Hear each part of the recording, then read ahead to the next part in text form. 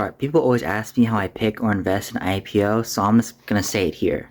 I'm gonna make a long form videos on my two basic trading strategies for Ethereum treasuries and IPOs, but I'll just give you the basics right now. So one of the main reasons that IPOs are popping off recently is because of hype. So basically all I need to do for hype is just look at guys like Jonah, Cars and Invest and other popular TikTok creators to see if they're like hopping on the bus with like just investing in that.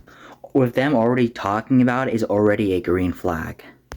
How else you can assess hype is over subscribe rate. So basically like the night before or like the day of, you can see how much subscribed it is, or you can see how many shares you get filled to see how many people are requesting it versus the actual how many shares there are. Another way you can assess it is a type of company. So anything with AI in the name, or especially crypto companies have been popping off recently, or anything just with relatively good numbers.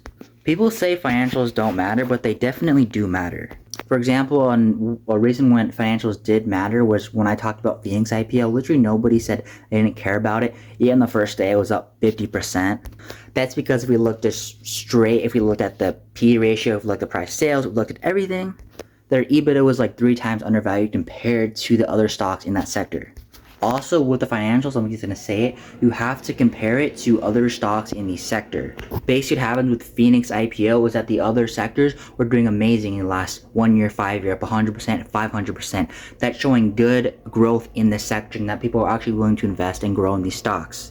Unlike this next IPO that's coming out, Navan IPO, which its sector is absolutely doing terrible. And with Navan IPO, we can see there's basically little to no hype.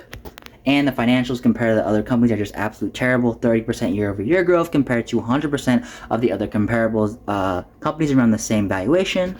The hype isn't really there. The only reason you even think about getting in there is because they have technically AI behind its name, and their oversubscribe rate is said to be pretty good, but there's not an exact number yet. Another big thing is backing. Backing is a great way you can tell that if the company is going to get exposure or not. For example, some of the IPOs are backed by BlackRock, which is a huge name, others by the Nasdaq, or just some private equity corp. If they're backed by the or one of those companies, that means they have a lockdown period, which means they can't sell. And generally, this is going to mean investors are willing to get in within the IPO period. If there's no big investors getting in this IPO price, that means they don't think it's going to be good risk reward for when their lockdown date eventually unlocks. A good one to compare that is like StubHub, which is already down 23%. So if anybody did back this, which there wasn't really much backing, then they would have been stuck in this and just losing money. Financials aren't everything. If a company is hypey like Gemini and has bad financials, then it's going to do well in the first day at least. But if there's no hype and no financials, then that's basically even on the day pretty much.